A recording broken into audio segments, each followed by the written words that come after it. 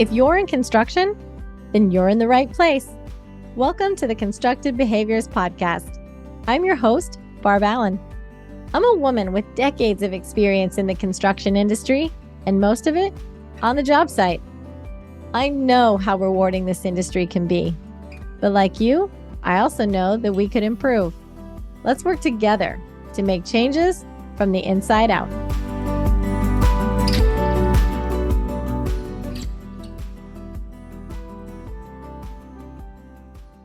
Today, we're going to really focus on the perception that people take away from a communication, the perception that is from your body language, your facial expressions, the way that you say your words, not just the words that you say. And so with me today, I have Ted Crawford. Ted and I met at ConExpo a few weeks ago in one of the education sessions.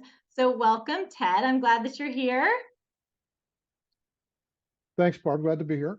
Yeah, so you are my second guest from ConExpo, and from that particular session that I did on effective communication. But before we get into that, why don't you tell everyone a little about your experience? You've spent most of your career or a long time in business development. So tell everybody exactly what you've been doing and what your career has been like and where you're at now. Sure. I've been, I hate to say it, but I actually took a summer job when I was 18 years old as a laborer in the oil field.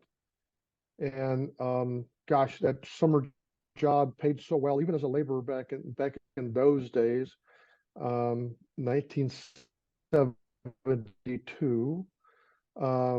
Paid very well, and I ended up staying in the petroleum industry. That was in the oil fields here in Long Beach. Ended up staying in the petroleum industry all my working career, all 50 plus years of it. Went from being a laborer to a pipe fitter to a ASME certified welder. Moved kind of into the quality control QA/QC part of the welding process, and then started splitting time between QA, QC, and business development, ultimately moving directly into just strictly business development for the 20, 25 years. It's been very fruitful to have that history, that background of being a welder, of being a pipe fitter, of knowing ASME, QA, QC, to my business development efforts, because when I'm talking to a customer, they know that I know what I'm talking about. They're not just Right. talking to a salesman or a BD guy. They can point at something and I know exactly what they're talking about. So we can have that discussion, and they respect that. And so that's been very helpful in my business development part of my career. I joined Bragg. Bragg was first established in 1946 with one single crane in Signal Hill, California. It was the oil boom days of Signal Hill, and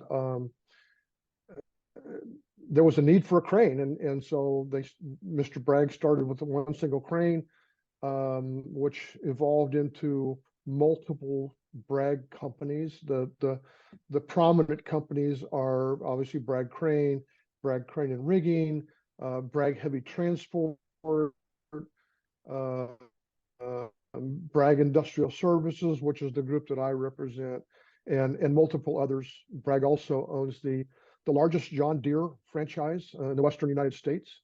Kind of what got us all to go to the ConExpo was their John Deere coastline equipment display. So Okay. that's what got me to ConExpo, which I thoroughly enjoyed. And Bragg, by the way, is still a family-owned business. Oh, wow. I didn't realize that. It is. It is still owned by the family, and Scott Bragg is our current CEO and president. So was that your first time at ConExpo? It was.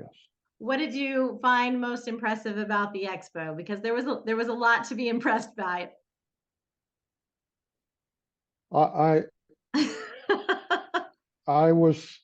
There's so many things that I was impressed by. I was impressed by just the magnitude of the event, where every place you went was ConExpo. There was banners and signs and posters, all ConExpo. throughout Las Vegas. I mean, it's a fairly good sized town with a lot of things going on. Yeah. But the reality was ConExpo dominated Las Vegas for that week, and long before the week, because it took probably months to set everything up. Oh yeah. Yeah, I sat next to a guy on the plane that was part of the John Deere group, and he said that entire, that like multi-story like building they'd sent guys out a month ahead of time to construct that particular building. It was pretty cool. Sure, I'm sure they did. Yeah. So I did not realize that you had so much field experience. Your LinkedIn profile definitely does not show that part. So I want to come back to that when we get into more of the communication part for sure. But let's talk about the education sessions. Sure. So we met through the education sessions when you attended my Communicating Effectively class. But did you go to other education sessions, and what classes did you find that you got a lot out of? So I did. I actually attended 4 sessions while I was there. I think it was 1 on the first day, 2 on the second day that I was there, and one on the last day that I was there. So the first one was leveraging your relationships, which was okay. I mean, it was a lot about LinkedIn, Facebook, or all of those things that I don't do much of. I'm LinkedIn, and don't do Twitter, don't do the other things.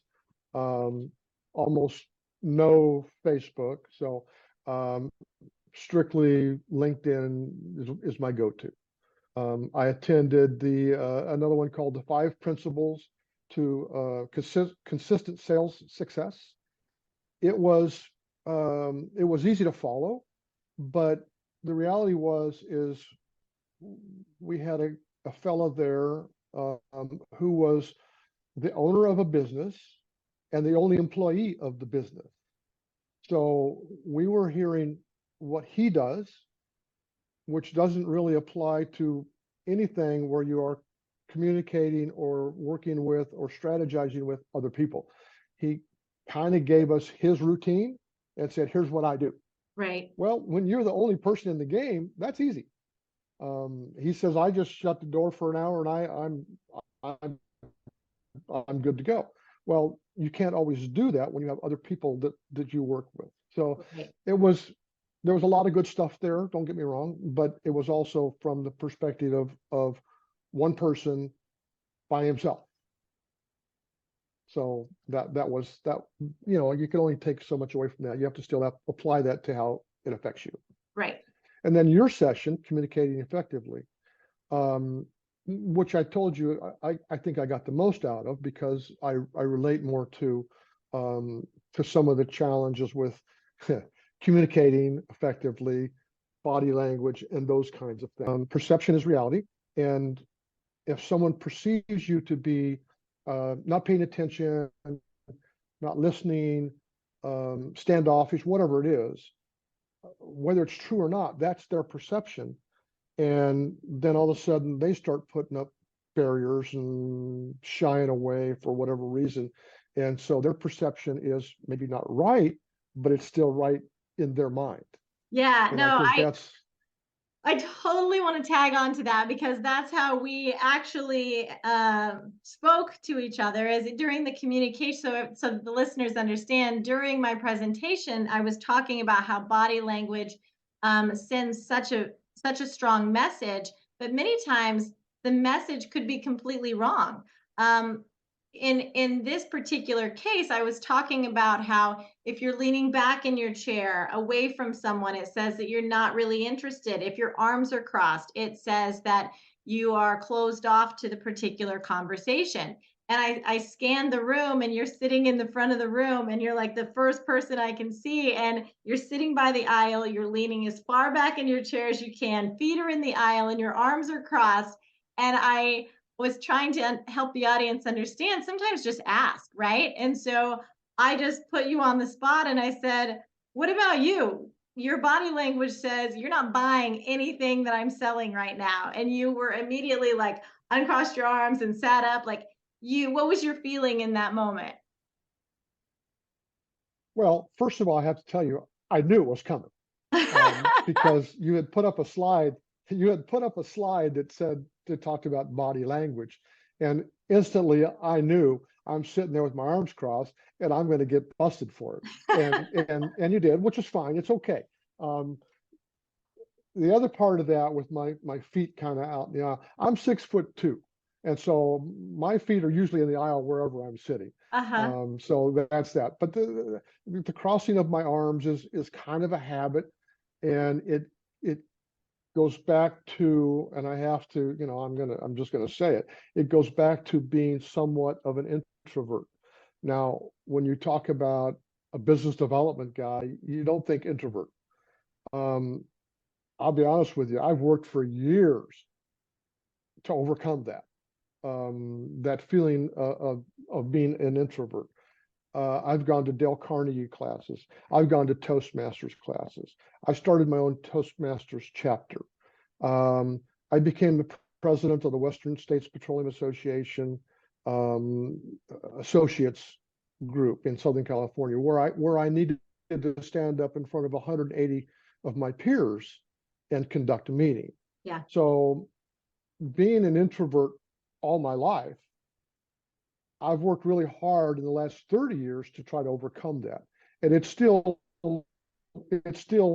kind of jumps out at me like, I'm sitting there protecting myself with my arms crossed in front of me.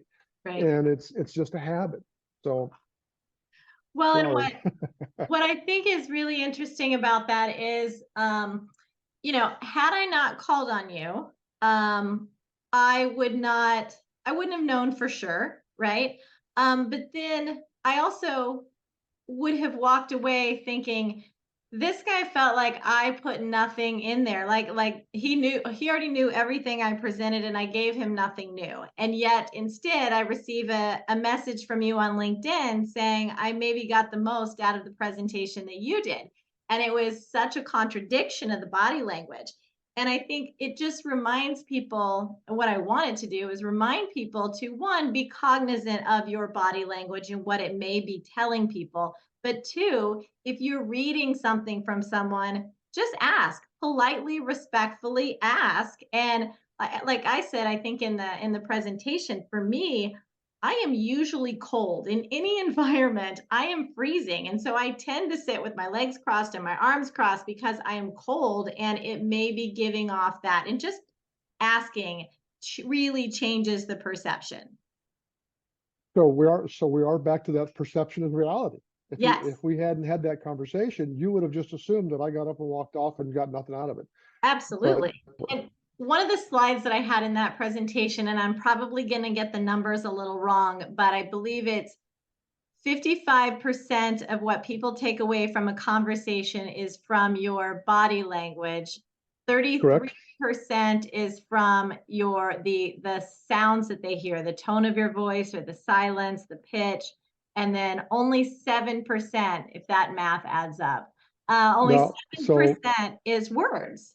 So I'm going to correct you a little bit. Okay, please. Because I have it in front of me. Oh, great. And so it is 55% show, and movement you have 33%, and 7% words. Okay. Yeah. So yeah. I mean, and we spend so much time focusing on saying the right words, and when really that is not what people are taking away from it. It is right. It's everything that went along with the words that is making up that perception. Yep. So switching gears, unless you have something else you want to say on perception. No, we're good. So I love that you and I have similar experiences, that we spent the first part of our career in the field and then transitioned to the office. And so two questions about that. One, do you notice the gap between communication in the field and the office? And sometimes there's a bridge that's needed because they're kind of operating in silos. And the second question being, have you noticed through the years the focus on communication shifting? from where when you started, people thought about it or didn't think about it, and now they're thinking about it more? So those questions. So last one first. Yes, I do notice it. I've seen it a lot over my career, where people didn't used to be as concerned about how they said things or what they said, or offending somebody, or they just talked. I mean, guys in the field just talk like guys in the field, and you know how that goes. I do. Sometimes it ends up in a fight. Sometimes it just they get mad and walk off and whatever.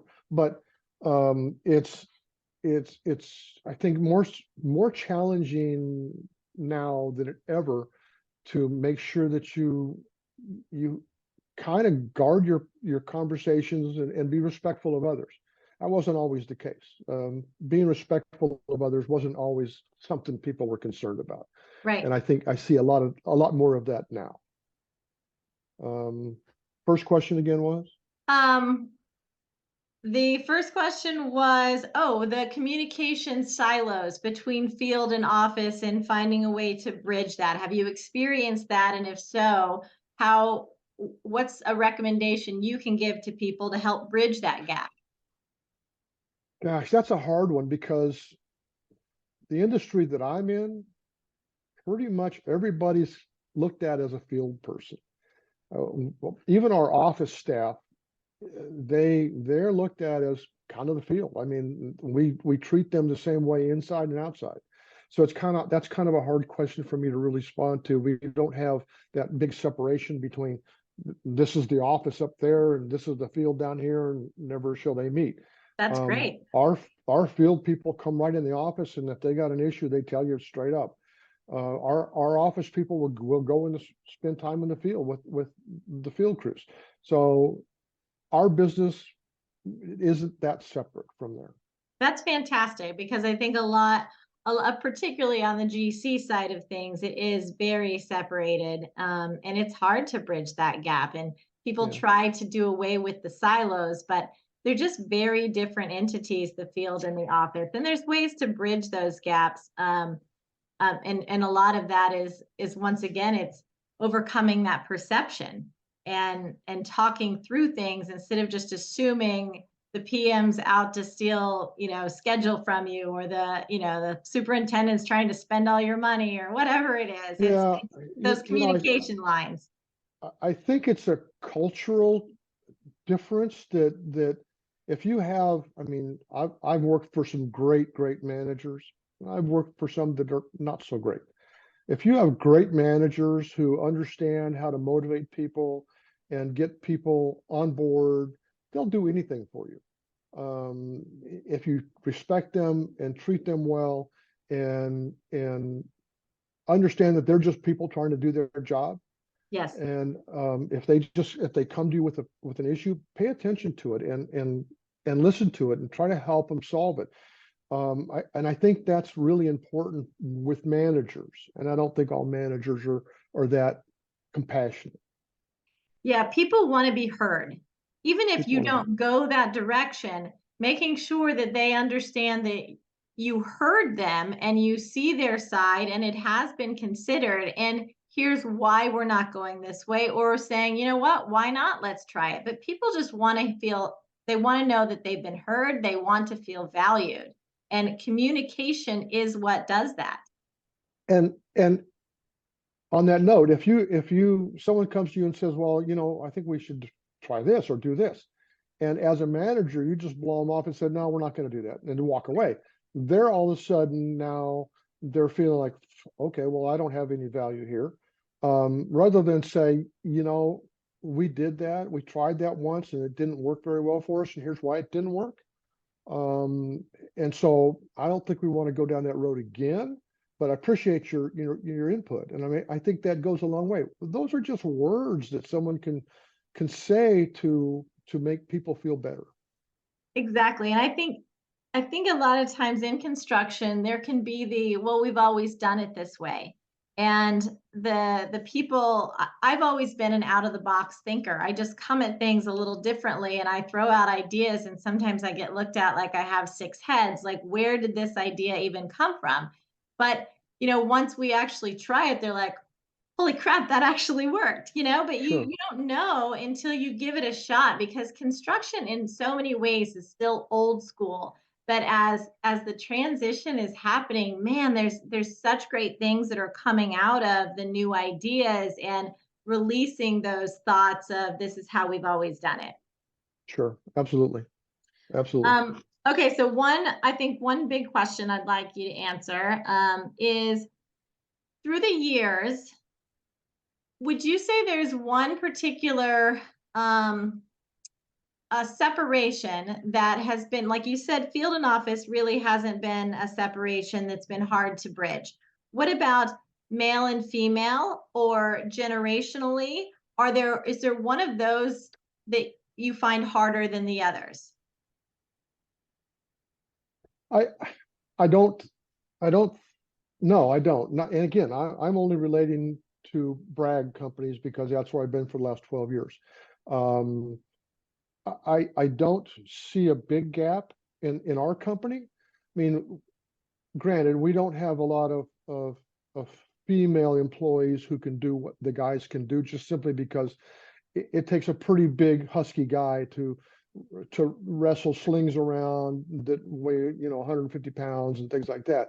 So a lot of that done is just by guys. I mean, just big 300-pound guys that are like 6'5" and just because that's what it takes in the crane business.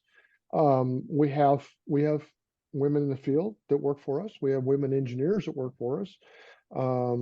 So with Bragg, I don't ever see that kind of any kind of a separation. Okay, I just don't see it. that's great. Not with us. That's great. Well, is there anything else on communication that you'd like to touch on before we wrap up? Oh gosh, I made some notes.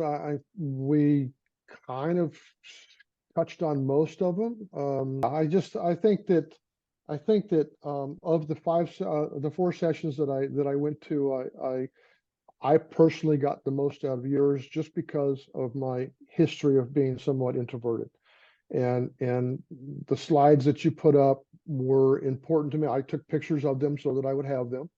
And I can look back on them. And the other one that you put up that was kind of caught my interest was you put up a slide that had a lot of different sayings or whatever: lack of attention, lack of transparency, misreading gestures, emotional hurdles. You had all that slide with all those different Yep. sayings on it, which is, gosh, if you look at them one by one, I mean, they all fit. They're all there. They're all part of communicating, Yes. effectively.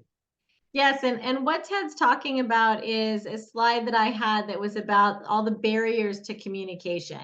And there were probably, I'm going to guess, 15 to 20 barriers on that. And we went through each of those just to help people understand a little better about, what they all meant and how to look for them. So that is actually, I have put that on my website. There is a resource tab on my website that has just the list of the barriers and suggestions to help overcome those barriers, as well as how to recognize them. So that is something people can find at my website.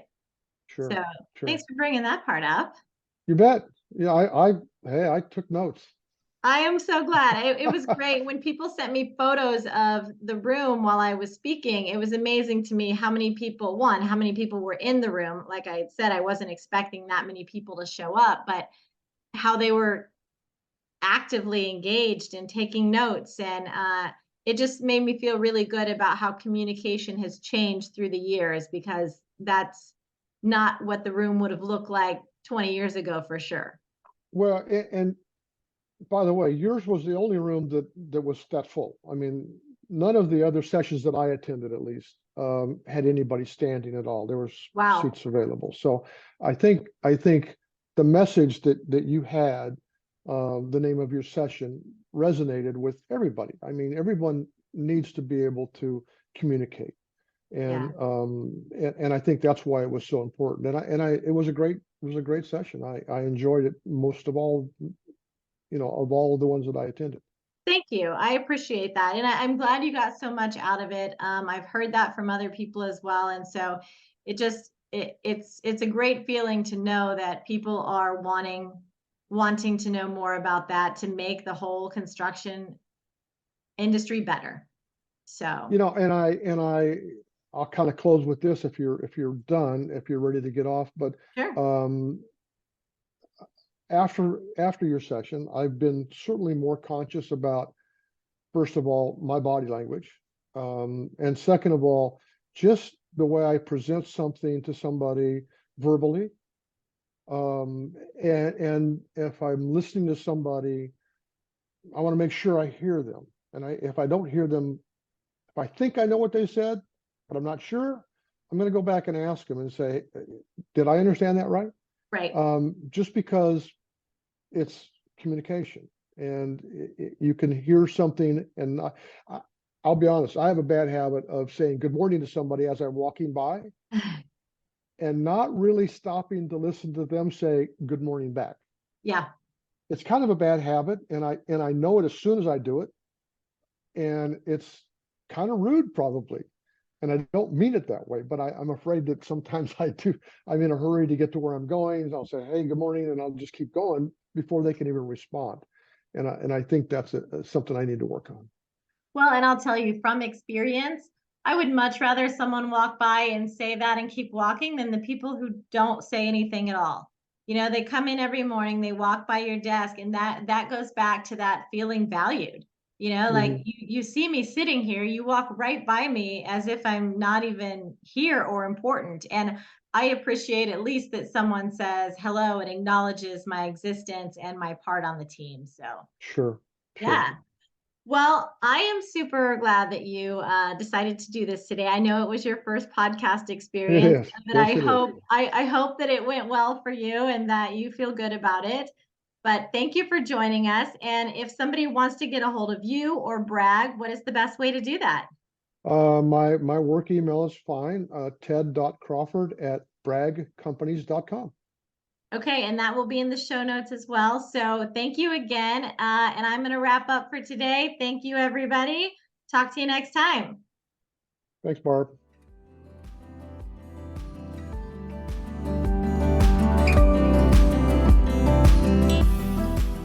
If you know someone that could benefit from this particular episode, then share it with them.